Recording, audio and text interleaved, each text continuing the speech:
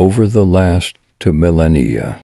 It must have been the most famous extramarital affair, and one of the best-known suicides, that of Dido, queen of Carthage, and Aeneas, Trojan refugee and patriarch of the Roman Empire, first told in explicit detail in Virgil's epic Aeneid. It has inspired at least a dozen operas, is referred to in 7 of Shakespeare's plays, and even pops up in 2 of the Civilization games.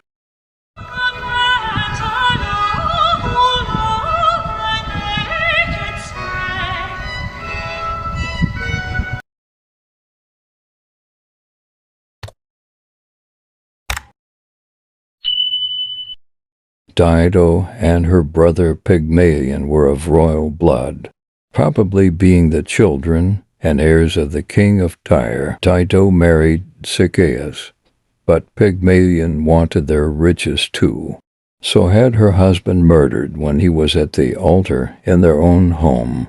Dido took her riches and fled to North Africa, seeking sanctuary on a plot of land which she acquired from the Berber king Yarbas, whom she rejected as a suitor. He gave her as much land as could be encompassed by an ox hide. So Dido ingeniously cut the ox hide up into thin strips, which she fastened end to end to enable her to circumscribe an entire hill. There Dido built the city of Carthage, into which she drew those who had fled with her, local Berbers, and many others.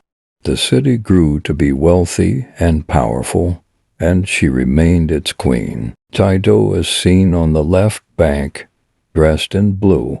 On the opposite bank is the monumental tomb of her husband, Sychaeus. Although a simple reading of this painting follows its title, it could equally show Aeneas as the man to the left of Dido, in which case the mast behind them would be those of Aeneas' ship-ass, and the painting would show their first meeting. Aeneas was a refugee from the city of Troy, who fled the city with his father Anchises, wife Creusa, and son Ascanius, as the city was burning and being sacked by the Greeks. Together with other refugees, Aeneas, his father and son had sailed away, then undertook a protracted journey across the Mediterranean in search of his destiny. Aeneas fleeing from Troy shows the family as they leave the burning city behind them.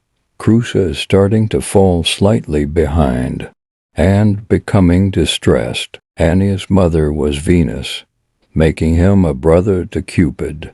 Also interested in Aeneas was Juno, the senior goddess, who wanted to thwart his reaching Italy, and her husband Jupiter, who wanted Aeneas to reach his destination, where his descendants Romulus and Remus would ultimately found Rome. When Aeneas and his men left the island of Sicily, heading north towards the Italian mainland, Juno intervened by bringing a northerly gale which drove them south to the coast of North Africa and the city of Carthage. Once ashore in Carthage, Aeneas met Dido.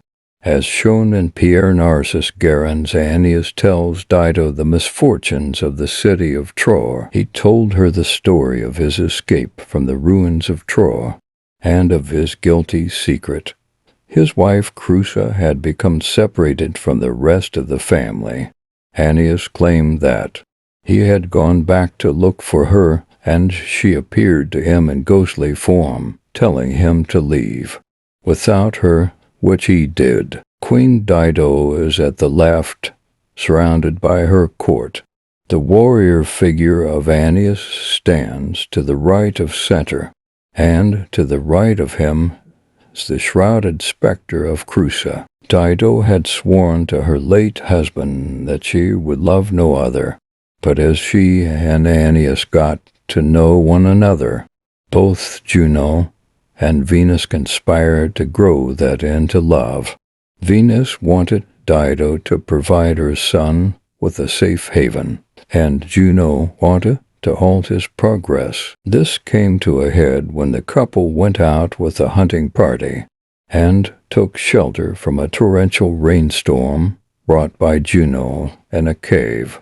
Both Virgil and Ovid make it quite explicit that they made love in that cave. As so often happens, Dido and Aeneas made love under different assumptions. For Dido, given her commitment to her husband, she consented on the basis that this was also the act of union in marriage. For Aeneas, who had made no such commitment to his wife, who had disappeared in dubious circumstances anyway, there was no such agreement, and he remained free to pursue his destiny. The next external influence on the couple's relationship then came into play: Jupiter, wanting to chivvy Aeneas on his journey to start the founding of Rome and to appease Dido's rejected suitor, sent Mercury his messenger to tell Aeneas that he must not tarry with Dido,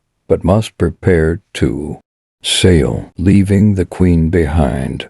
Aeneas instructed his crew to get their ship ready to resume its journey, but in complete secrecy. He then went to Dido to break the news to her, only to find that she already knew of his intention to desert her and abandon her as he had previously abandoned Creusa. However, the presence of Aeneas' ship in the left background implies that this is the moment. That Aeneas has returned to break the news to Dido that he must sail shortly, more puzzling, perhaps, is the figure of a naked woman on board the ship, which indicate Aeneas' intended lack of faithfulness to Dido in any case. Behind the couple is Dido's sister Anna in Virgil's account. She goes to Aeneas to plead Dido's case before the queen's suicide. In Ovid's version in his Heroes, Anna takes Aeneas the letter written for her by Ovid. Dido's letter, as supposed by Ovid, is a tour de force and truly elegiac. It expresses her side of the story and her view of their relationship brilliantly. She points out that she could well be pregnant with a brother for Aeneas' son Ascanius. She appeals to the emotions in a calculating and crafted way, and most of all, she raises questions about Aeneas' abandonment of Creusa, which should have had greatest impact on his heart. No matter what Mercury might say, how could Aeneas abandon a second wife too? But Mercury intervened again, and Aeneas was driven to sail forthwith. When Dido saw this, her only option was to fall on her sword, taking her own life. The queen has fallen on the sword given by Aeneas, and now lies dying on the couch on which the couple had previously made love. Pointing at his ship leaving harbor by the light of the early dawn, resting her hand on Dido's chest wound, her sister Anna comforts the queen in her dying moments.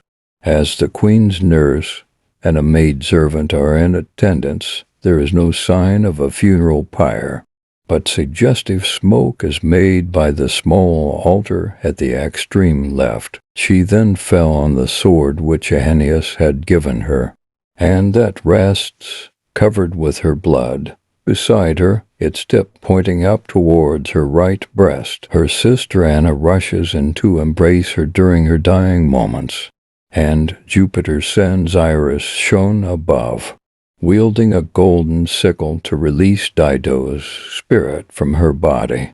Already smoke seems to be rising up from the pyre, which will confirm visually to Aeneas that she has killed herself as he heads towards the horizon.